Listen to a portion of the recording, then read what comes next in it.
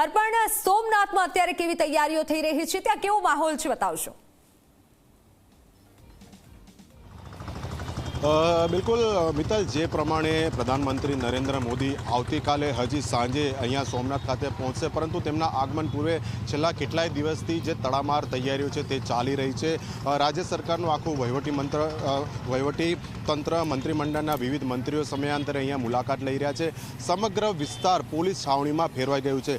હાલ હું જે વિસ્તારમાં છું ત્યાં થોડી ઘણી તૈયારીઓ થઈ ચૂકી છે અને હજી પણ આખરી ઓપ આપવામાં આવી રહ્યો છે. મારી પાછળની તરફ આપ જોઈ શકો છો, પોલીસના કર્મચારીઓ, અધિકારીઓ છે. એટલે પીએમનો જે રૂટ છે તે સંબંધી હજી છેલ્લી ક્ષણની તમામ ઝીણામાં ઝીણી જે માહિતી છે તે પોલીસ કર્મચારીઓને આપવામાં આવી રહી છે. સામેની તરફ આપ જોઈ શકો છો, વિવિધ બેનર પોસ્ટરો લગાવવામાં આવ્યા છે. તો સાંજે જ્યારે રોશની લાઇટિંગ થાય તેના માટેનું પણ આખું ઇન્ફ્રાસ્ટ્રક્ચર અહીંયા ઊભું કરવામાં આવ્યું છે.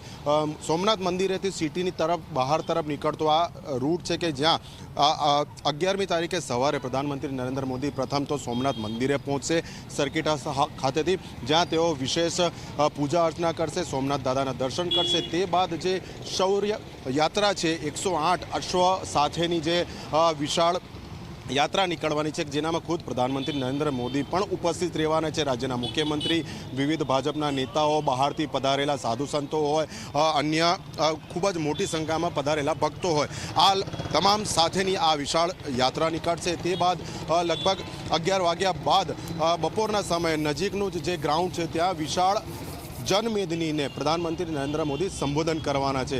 એટલે જે 1000 વર્ષનો આ ઇતિહાસ છે કે જ્યારે સોમનાથ મંદિર ઉપર પ્રથમ આક્રમણ થયું હતું, મોહમ્મદ ગઝનવી જે આક્રમણ કર્યું હતું, મંદિરને નેસ્તા નાબૂદ કરી દીધું હતું, તે ઘટનાને 1000 વર્ષ પૂરા થઈ રહ્યા છે. અને આ ઉપરાંત સરદાર વલ્લભભાઈ પટેલની આગેવાનીમાં સોમનાથ મંદિરનો જ્યારે જીર્ણોદ્ધાર થયો તેને પણ 75 વર્ષ થઈ રહ્યા છે. એટલે આ બંને જે આખા પ્રસંગ છે તેની ઉજવણીના ભાગરૂપે સોમનાથ સ્વાભિમાન પર્વની ઉજવણી રંગેચંગે થઈ રહી છે. એટલે આજે સાંજે પણ કેટલાક સાંસ્કૃતિક કાર્યક્રમ અહીંયા આયોજિત કરવામાં આવ્યા છે.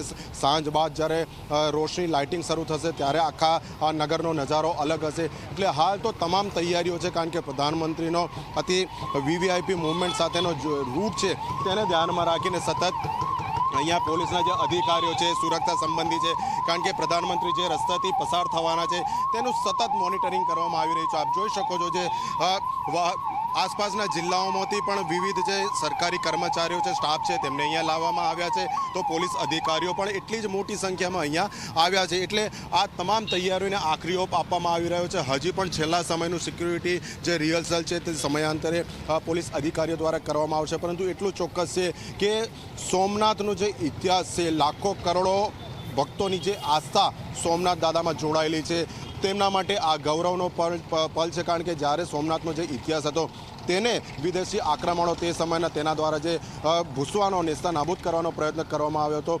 ઇતિહાસમાં લગભગ 11 એવી ઘટના છે કે સોમનાથ ઉપર આક્રમણ થયું હતું અને તમામ ઘટના બાદ સોમનાથ મંદિર પુનઃજીવિત થયું હતું. આખરે 75 વર્ષ પહેલાં તેનો જીર્ણોદ્ધાર થયો અને પાછલા કેટલાય વર્ષોમાં લાખો કરોડો શ્રદ્ધાળુઓ જે છે અહીંયા ઉલ્લાસભેર ભક્તિભાવપૂર્વક આસ્થા સાથે સોમનાથ દાદાના દર્શન કરી ચૂક્યા છે. જી બિલકુલ.